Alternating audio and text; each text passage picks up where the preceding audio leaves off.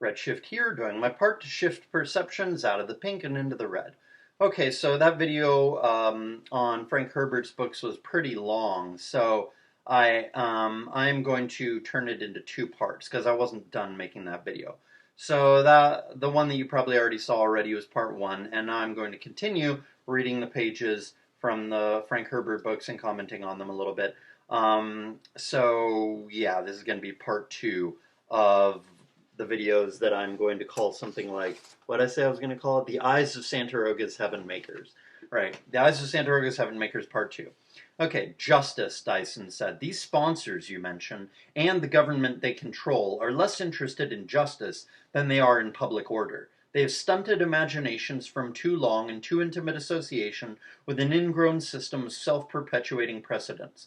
Do you want to know how they and their machinations appear to a Santarogan?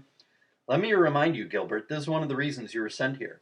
Dyson smiled. Celador's accusatory tone brought not a twinge of guilt. Raw power, Dyson said. That's how the outside appears to a Santarogan. A place of raw power. Money and raw power have taken over there. Outside, Celador said. What an interesting emphasis you give to that interesting word. Raw power is movement without a governor, Dyson said. It'll run wild and destroy itself with all about it. That's the civilization of battlefields out there. They have special names: market area, trade area, court, election, senate, auction, strike. But they're still battlefields. There's no denying it, because everyone can invoke the full gamut of weaponry, from words to guns. I do believe you're defending these Santarogan rascals, Celador said. Oh, of course I'm defending them. I've had my eyes opened here, I tell you. I lasted much longer, did I? You had such high hopes for me. How can you be so damn transparent? Now you see here, Gilbert. Celador stood up, glared down at Dyson. You know what gets to me, really gets to me, Dyson asked? Justice. You're all so damned interested in putting a cloak of justice and legality on your frauds. You give me a... Dr. Gill? It was Bordeaux's voice calling from the doorway behind him. Dyson yanked back on his chair's left wheel, pushed on the right wheel. The chair whirled. All in the same instant, Dyson saw Bordeaux standing in the French doors. Felt his chair hit something. He turned his head toward Celador in time to see a pair of feet disappear over the edge of the roof. There was a long, despairing cry, terminated by the most sickening wet thud Dyson had ever heard. Bordeaux was suddenly beside him, leaning on the parapet to peer down at the parking area. Oh my goodness, Bordeaux said. Oh my goodness, what a terrible accident. Dyson lifted his hands, looked at them. His hands. I'm not strong enough to have done that, he thought. I've been ill. I'm not strong enough. Okay. So this what the book is really interesting because it's very much kind of like a cross the Santaroga barrier. It's very much like a cross between like a Philip K. Dick book kind of, but without the really mind-bendy psychedelia, but with a little bit of that, and with the topic of psychedelic drugs in this community that uses this drug called Jaspers. But it ends on a very 1984 note. That is like conversion to the horrifying system, but it's really weird how the book kind of both at the same time acts like Jaspers are a good thing, but also acts like they're a bad or dangerous thing too. It's sort of, I don't know, ambiguous or something about it. Like, what happens there is he's been converted now, and he's using Jaspers all the time and stuff. So this makes him way smarter and more perceptive, but just like it says here, it says, only the Santarogans in this room were fully conscious, Dyson thought. It occurred to him then that the more consciousness he acquired, the greater must be his unconscious content, a matter of balance. That would be the source of Santaroga's mutual strength, of course, a shared foundation into which each part must fit.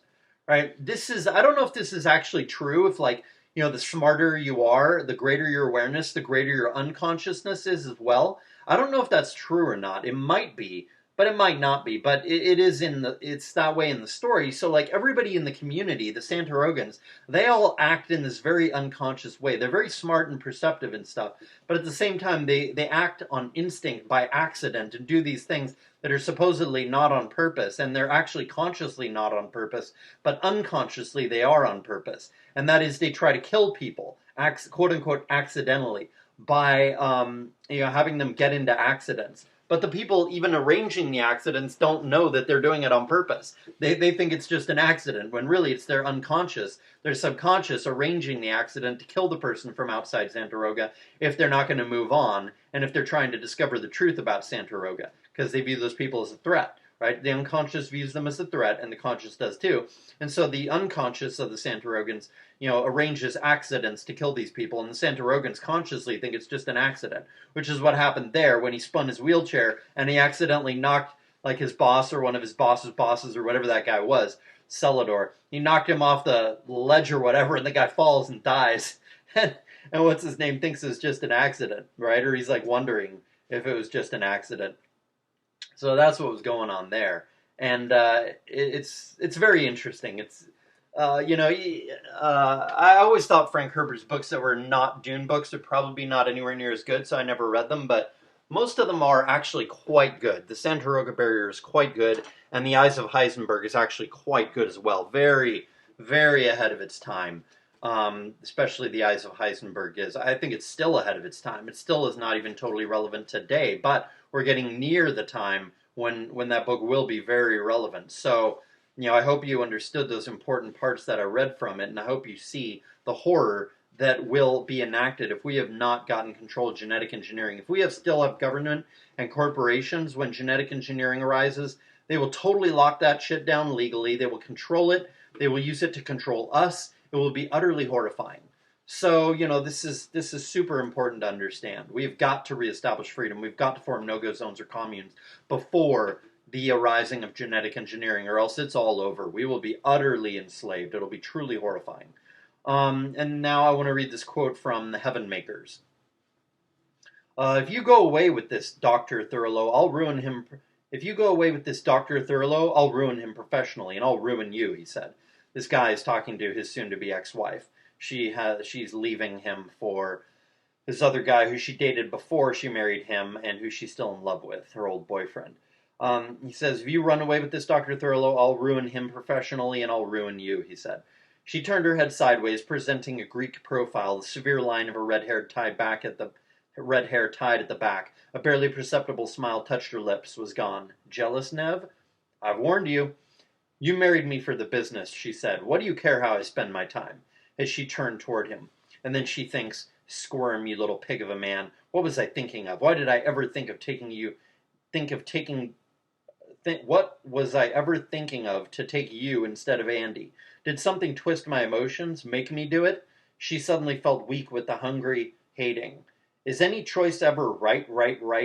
Andy choosing the fellowship instead of me, his eyes full of innocence. Oh, hateful. Where did I spend my innocence?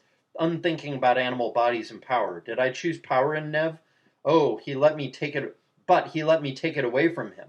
He let me take his own power away from him, and now I can hate him with it. The daughter of a murderer, he snapped. She glared at him.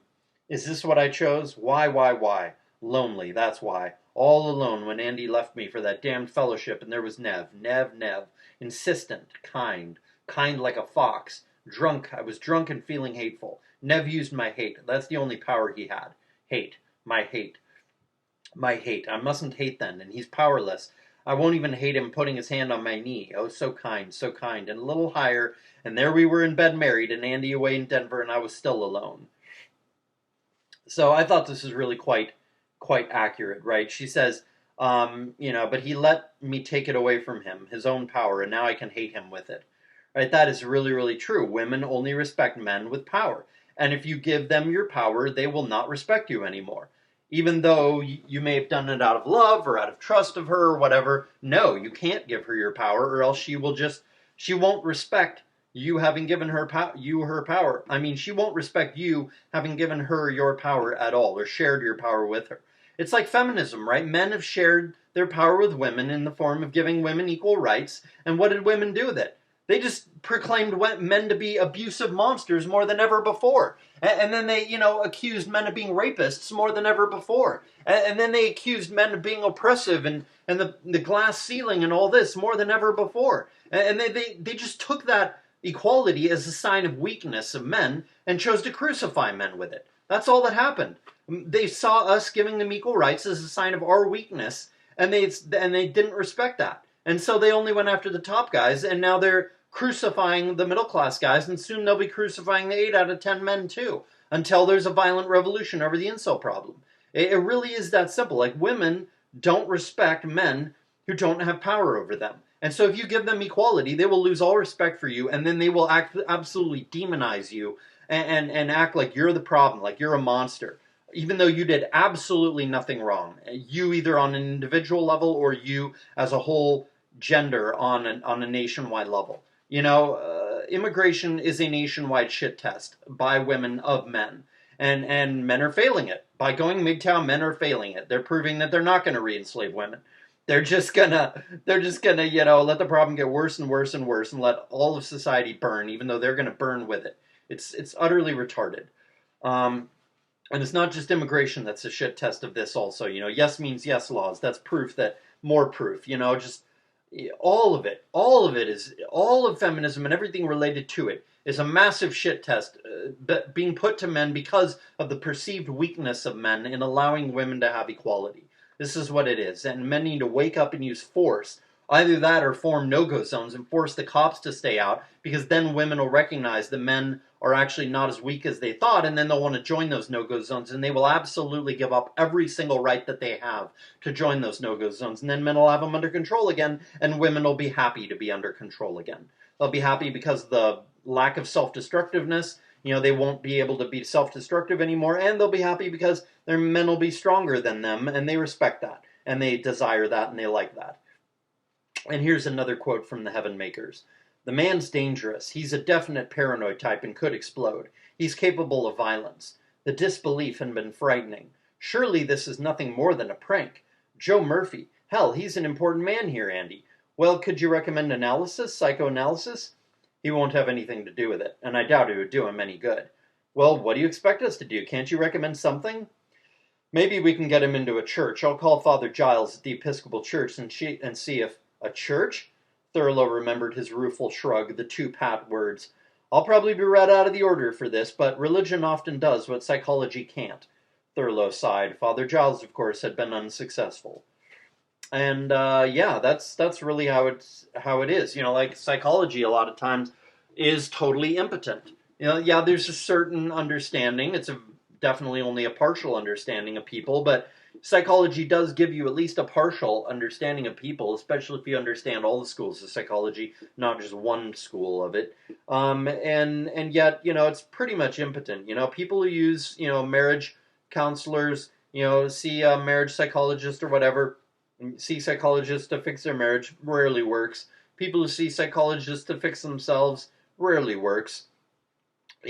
And it's kind of almost a case of like it's incentivized to not work because the person needs to keep his client, he needs to keep making a living, and if he cures his client, he's going to have one less person paying for his services. And it's like doctors, right? Like the more people you cure, the less clients you have, and the less you can make a living, But like, people are always going to get physically sick, but what about psychology? You can cure most people of mental illness, or not, maybe not hardcore mental illness, like, brain chemistry fuck up, but like, psychology, if people are like fucked up, emotionally or mentally or whatever, not like super unbalanced or something, but a little bit or moderate amount, you can fix them, but psychology is incentivized not to fix them. And as far as like church, yeah, I think a lot of times church doesn't work either, but that's only because the person can't believe. If you could get them to truly believe, then it would be able to cure them a lot. Because people seem to be hardwired for religion. So yes, it does make sense that church a lot of times can do what psychology can't in terms of fixing people. And I think that's a good and important thing to understand. And again, the reason I have talked in the past about having like a what's it called? Having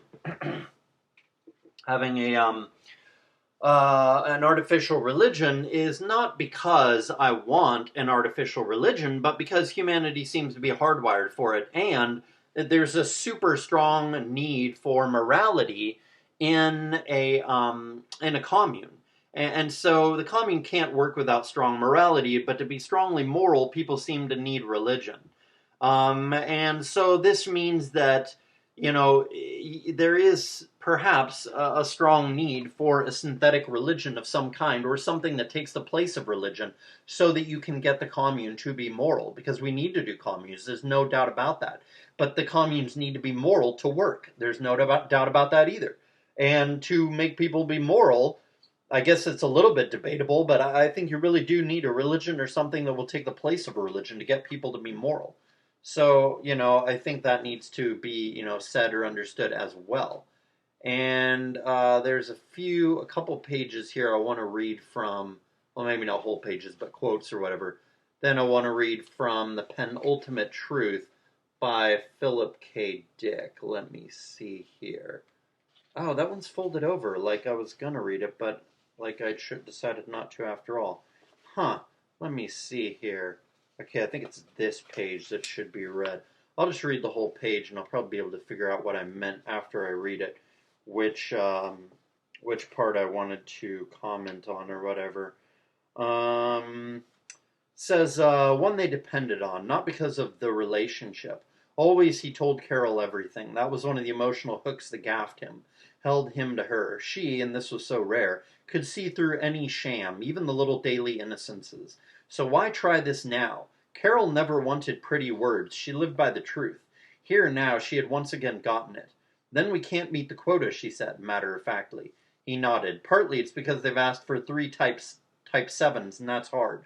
That strains our shops. If it hadn't all been the 3 or 4 types, but it hadn't. It never was, nor would be, ever. So long as the surface lasted.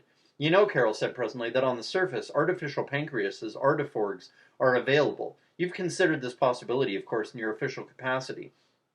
Nicholas said, it's illegal. Military hospitals only. Priority. Rating 2A. We don't qualify. There is said to be, and get caught.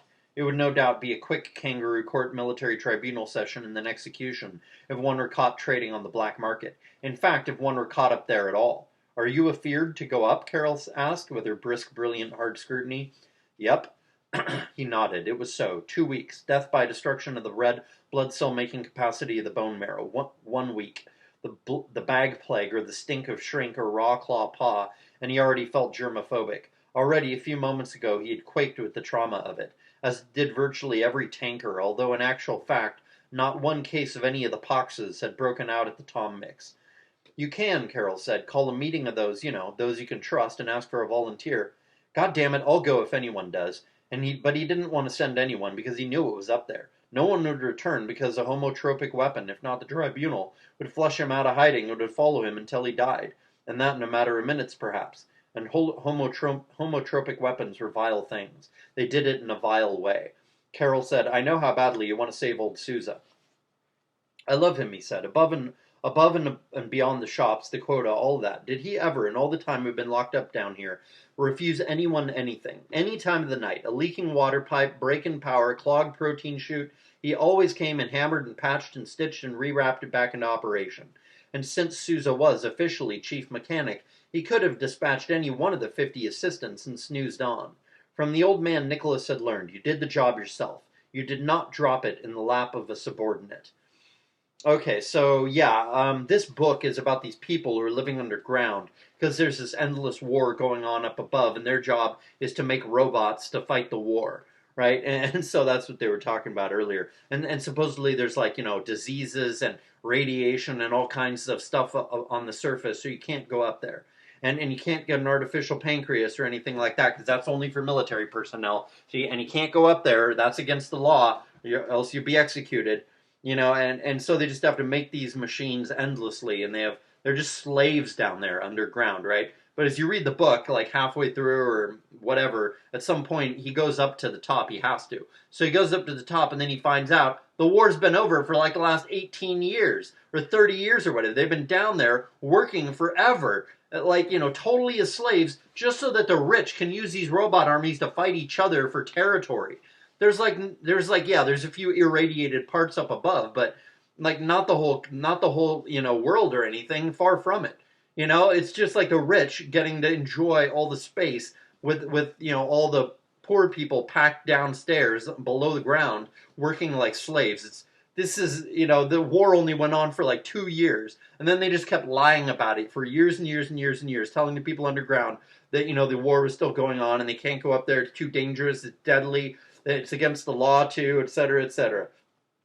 And then I like this part about you don't drop it in the lap of a subordinate, you do it yourself, right? Like that is very much the attitude to have. But people that these days don't have that attitude. They act like it's the prerogative and like it's just fine for a leader, to so-called leader, to drop it in the lap of a subordinate. Like that's his privilege, as if his unwillingness to do what the subordinates do doesn't prove that he's unworthy of being a leader. You see, and this is especially true in the military, where the generals never put their lives in danger. You see, and I've got a whole long video voice recorder note about that, and I'm going to talk about that in a future video. I don't know, I probably won't get that video made for months, maybe a year or two. I've got so many voice recorder notes, and I'm constantly making more of them, but yeah, I mean, who knows when I'll get around to making that video. But yeah, it really is true that, that is absolutely true about the military. Although I really think you could absolutely run a country very effectively and a military very effectively by having the top people on the front lines. Because when they get killed, that's just going to incentivize all the rest of them to get the war over as quick as possible. To organize a fair truce or whatever. Like if all the generals know they're going to have to fight on the front lines, this is what I say in the voice recorder note among a bunch of other things. If they know they're going to have to fight on the front lines 1 out of every 5 or 1 out of every 10 battles, and then when they do fight on the front line, the odds of them getting killed are very high.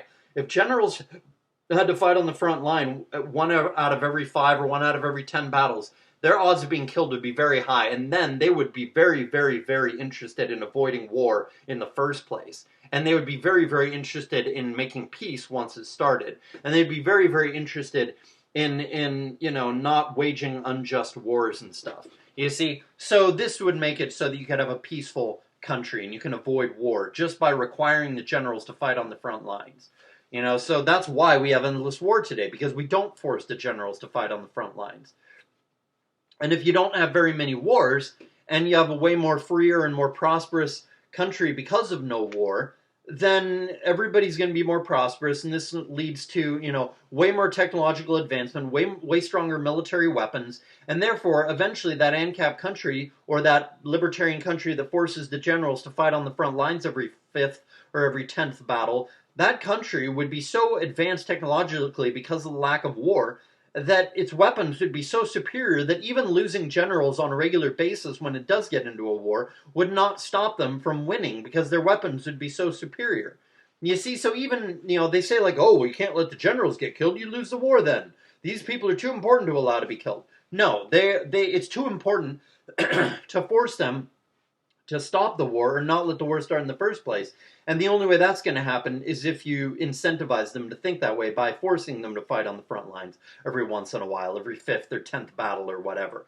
And that would mean, like I said, way more prosperity because of lack of war. That would mean way more technological advancement. Way more technological advancement would mean way more advanced weapons than the other countries that don't force their generals to fight on the front lines. And then, even though you'd be losing generals on the front lines all the time, the superior weaponry would ensure that you would still win the war. Or at least that you wouldn't lose the war, and then eventually the other country would get tired of winning war, and then you'd have tired of fighting war and getting impoverished, and then you'd have a ceasefire, the war would end. You'd have a peace over it, with no one winning. And who cares who wins or not? Avoiding war is the important part, you see? And then I wanted to read another page of the Penultimate Truth. It says, wave pattern, his distinctive voice, we know his weight, we have hairs from his head, a drop of blood, although it seems rather strange that he should all at once have, for no reason, bled a drop, right in the middle of a room, a drop and no more. Within the next few minutes, a fragment of cloth fiber was found, and then on a low table, fingerprints, not those of the victim. You can stop now, Foote said to his 2 leadies. Leadies are little robots. But, sir, one of them said, we may also find, that's all, Foote said, all which the standard Model 2004 Eisenwerk Gestalt Mocker produces. Voice, fingerprints, hairs, drop of blood, fiber of clothing, indication of body weight and idiosyncratic alpha wave brain emanation pattern. That's the extent, and that's sufficient. Based on those, any reasonably adequate computer can pop a signal card. You've got 7 factors of delineation. And actually, 6 were unnecessary. A brain emanation pattern alone, if not the fingerprints, was adequate. This was what annoyed him about this wartime West German invention. It overdid its job. 90% of its circuitry, its activity, could have been left out, in which event, as portable TV receiver, it would have tended to possess the proper weight. But that was the German mentality, their love of the Gestalt, the complete picture. So that's what I wanted to read. This whole, like, that's the German mentality, the love of the Gestalt, the complete picture. Now, obviously, in this book, they're acting like that's a bad thing, but I actually think that's a very good thing. And I think the fact that I have some German blood in me, I have, Swedish and French and Welsh and other things as well, but I do have a fair amount of German blood in me too, which is, I think, where I get my tendency to want to view the whole picture. Look at all the red pill information as a whole and see how it all interacts and forms a complete picture, which is what my channel is all about. And other channels like MGTOW channels are not about that, and most conspiracy channels don't talk about legal mystery either. So most channels on MGTOW are not gestaltish in this way. My channel and a few other channels are the only channels that talk about things in a gestalt way, that talk about the whole thing, the complete picture, right? And as far as, like, talking about overdoing its job and TV portable receivers. See, the thing was like a machine, and it goes around, it drops the fiber, and it emanates the brainwave, and it drops the drop of blood and all the stuff, puts the fingerprints out there, and then it transforms itself like a transformer, and then it makes itself, it covers itself up, collapses into itself, and it makes itself look like a TV, right?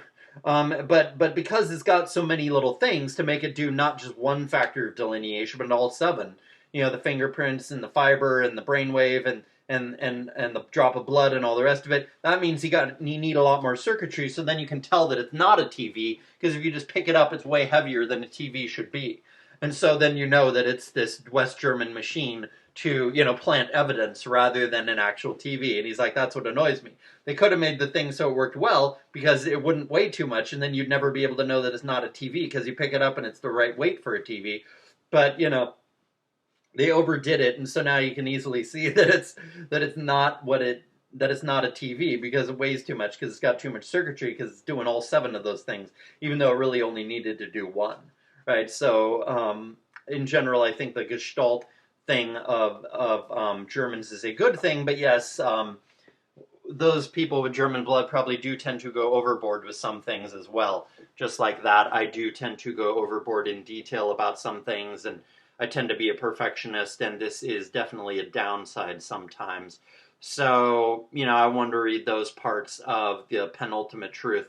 Definitely not one of Philip K. Dick's best books, but definitely I would say not one of his worst either.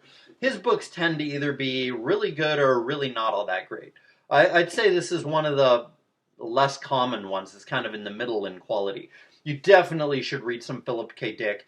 He is absolutely must read. He is one of the great creative minds that have ever lived. Especially novelists. He is one of the great insightful people, He was just like, kind of a genius in some ways. Like probably the greatest science fiction writer ever to live.